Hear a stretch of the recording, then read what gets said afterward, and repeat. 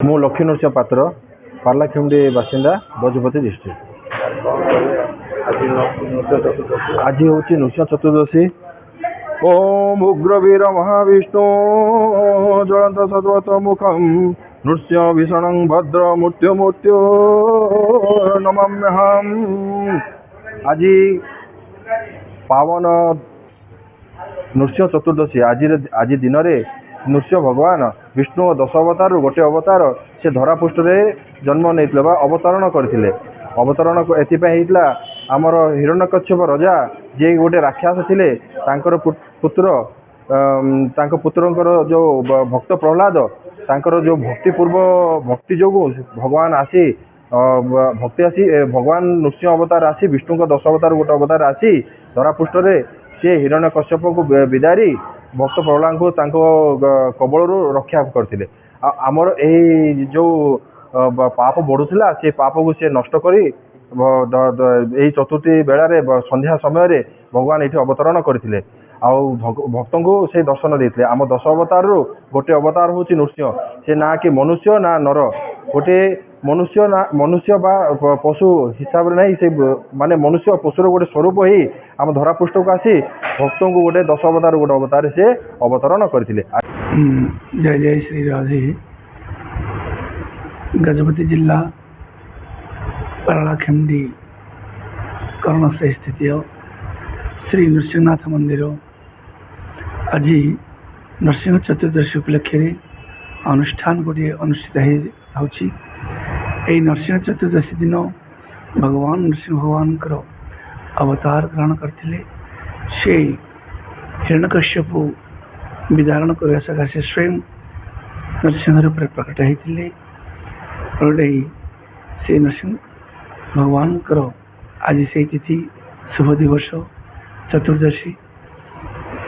यही दिवस रे समस्त साधु संत भक्त माने निज निज आचार विचार अनुसार समस्ते पालना करती। से प्रकार पारलाखेमुंडी से श्री नृसिंहनाथ मंदिर रे यही अनुष्ठान अनुष्ठित होची। एवं समस्त भक्त माने सकाल 6टारू भक्त मानकर आवागमन चली एवं संध्या 5:30 समय कारण नृसिंह भगवान स्वयं हिरण्यकश्यप कहते, भगवान कहते मु ना दिन ना रात्र ना मनुष्य द्वारा ना पशु द्वारा ना कौन सी मानव द्वारा ना कौन सी ये द्वारा मोर मृत्यु हेब ना। ए प्रकार बर मागी से हिरण्यकश्यपर बर अनुजाई भगवान अवतार ग्रहण करते। से त्रिसंध्या समय ना गृह भितर ना बाहर एकदम मझी द्वार मुहरे हिरण्यकश्यप को निज जंघरे ना तले ना आकाश में निजर जंघ उपरे रखी तंकर उदर को विदारण करते, उद्धार करते। से दिवस आज शुभ दिवस। आज नृसिंह भगवान अवतीर्ण एवं भक्त प्रहलाद अपार करुणा। आज भक्त प्रहलाद सकाशे ही भगवान नृसिंह भगवान अवतार। भक्त प्रहलाद पिता को उद्धार करने सकाशे से जन्मरू भक्त रूप प्रकटित हो भक्त रूप रही भगवान का आराध्य करी पिता को उद्धार करते। पिता को बार बार हरि नाम नापी कहते, किंतु पिता हरि हरि कहते, किंतु से आचार विचार व्यवहार करुले। किंतु से दिने हिरण्यकश्यप कहले पुत्र डाकिक बहुत कष्ट देलापर तोर जब भगवान अच्छे मो सामने आने देखी। से समय भगवान हरि प्रहलाद कहले हरि अत्र तत्र सर्वत्र विराजमान। हिरण्यकश्यप कहला ताले ए स्तंभ रे भगवान अच्छा। हाँ ये स्तंभ अच्छा मत देखा जाऊँच। हे पिता तुम भगवान को ध्यान कर स्मरण कर तुम दर्शन देवे। एक प्रकार कहवा द्वारा संगे संगे हिरण्यकश्यप गदा धारण करी से स्तंभ विदारण करने दौड़े।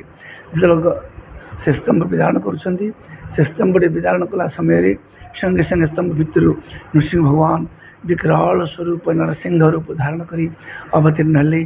तापर युद्ध आरंभ है, हिरण्यकश्यप को उद्धार कले। से दिवस आज शुभ दिवस वैशाख शुक्ल चतुर्दशी दिन श्री संध्या समय नरसिंह भगवान अवतार होते सेटा आज पर्यंत अनादि काल आज पर्यंत पालित कर आसुछु। यही चतुर्दशी दिन आज संध्या समय 6टा समय अभिषेक हम आम समस्त भक्त मान आह्वान करुचु जे करणसाही श्री नृसिंहनाथ मंदिर रे अभिषेक हम समस्ते आसी दर्शन करेंगे समस्त आह्वान करुचु। आबाल वृद्ध वनिता सब आसी अभिषेक दर्शन करें। जय जय श्री राधे श्याम। मो रघुनाथ पट्टनायक नृसिंहनाथ एंटरप्राइज विभाग सप्लाइज लक्ष्मी नृसिंह आश्रम प्रोपरेटर मुझे आज 50 वर्ष है नृसिंह मंदिर को आसुच्छी। ये प्रति वर्ष दिन संध्या 6टा समय विष्णु अभिषेक होती शह शह भक्तगण आसुँच पालाखेड़ी आसपास अंचल सब सब बासिंदा आसुँच समस्ते भगवान आशीर्वाद पाँच समस्त भगवान कृपा भी पाँच।